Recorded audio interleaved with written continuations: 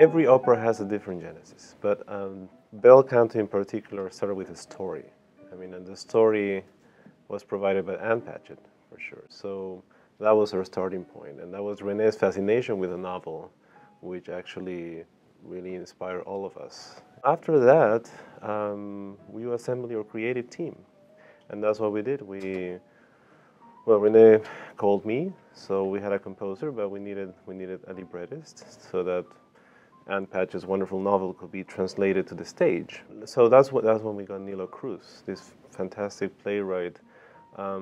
What I appreciated from him is also his understanding and knowledge of Latin American reality, because as you know, the novel is based on real events which happened in South America. So he was the perfect bridge for us to bring this story together. Writing for an opera, I think one has to be very aware that you're writing for the voice, and the language must be distilled and must be economic.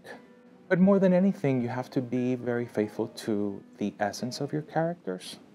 And so what I do is that I begin writing a scene, and then later on I go back and go a little bit more profound into what they're saying, what they're not saying, what they're singing, what they're not singing, and just to get another layer, a more profound layer.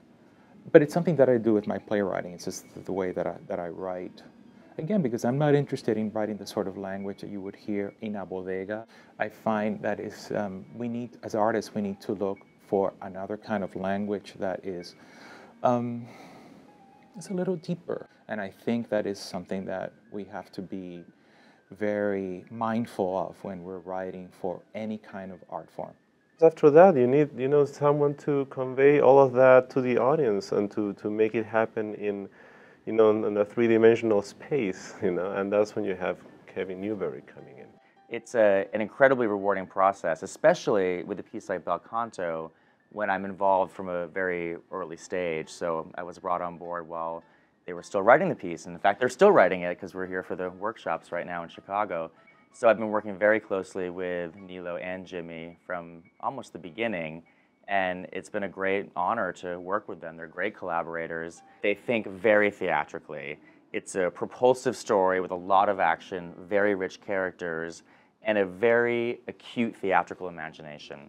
So we're in this pressure cooker of this mansion in Peru, but yet we leave it throughout the evening. So we get to have the kind of internal monologues of all these characters as he or she imagines what's happening outside.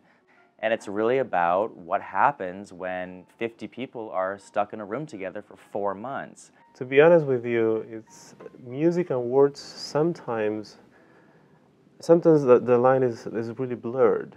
Even though I haven't come up with the words myself, sometimes it does feel like it.